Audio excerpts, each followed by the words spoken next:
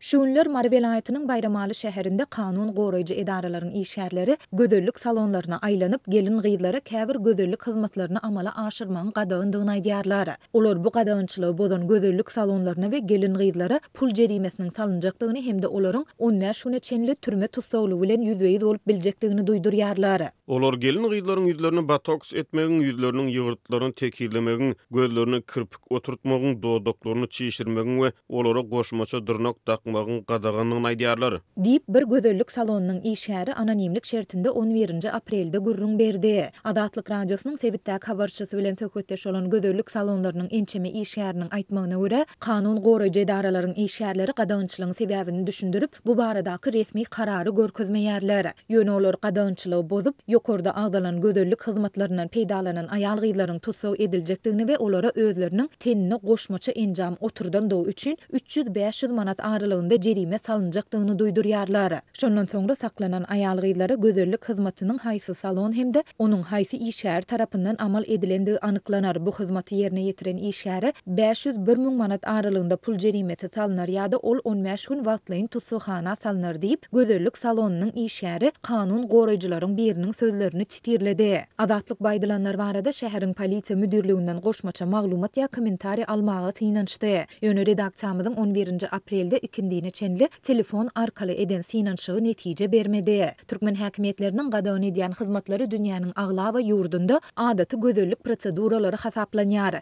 Aýal gyzlar hiç ýyly çäklendirmesiz bu hyzmatlardan peýdalanyp bilýärler. Emma türkmen häkimetleri denanlaryň bu hyzmatlardan peýdalanmak erkinligini indi ençeme ýyl bäri çäklendirip gelýär. Bu çäklendirmeler wagtal esasanam ýokary derejeli döwlet emeldarynyň şol sanda içeri işler ministriniň çalşyrylmagynyň ideýany hasta güýçlendirilýär. Geçen ýylyň iýulynda Lewawyň polisiýasy aýal gyzlary jinsy, gysga we dar köýnek, makyaj, ýüz boýaw we sary saç üçin tutsag etmek çäresini güýçlü depginde amal etdi. Şonda tutsag edilen denanlaryň ençemesi aýallaryň daş keşfine gözegçiligi güýçlendirmek talabynyň täze içeri işler ministriniň başlangyçlary bilen baglanşyklydygyny görüň beripdi. Häkimetleriň şol çärelerinden bir näçe gün ozal ýurdun içeri işler ministrliginiň başlygy wezipesine Özdürdi Hoja Niýazow bellenipdi. Bellesek häzirki wagt Bayramalynyň häkimetleriniň käbir gözellik hyzmatlaryndan peýdalanýan aýal gyzlara we olary amal edýän salonlara gözegçiligi güýçlendirmegi ýurtda içeri işler ministriniň nowatdaky gezek täzelenmeginiň ideýanyna gabat geldi.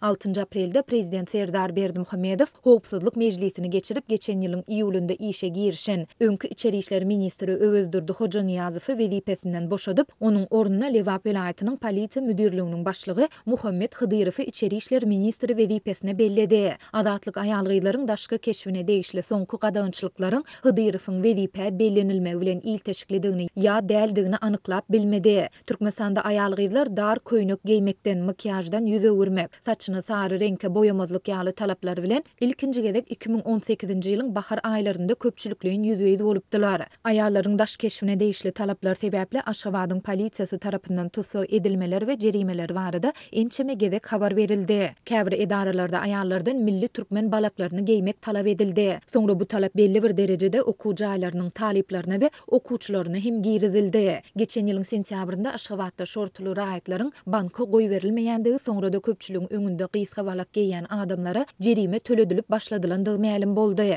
Türkmen häkimetleri köplençi dil üssü bilen berilýän görkezmeler esasında amal edilýän bu çäklendirmeleriň we gadagynçylyklaryň anyk sebäbini resmi taýdan düşündirmeýär. Olaryň türkmenleriň taryhy we medeni däplerini ýatda saklamak hemde milli köklerini ýitirmezlik zerurlygyny tekrarlaýarlar.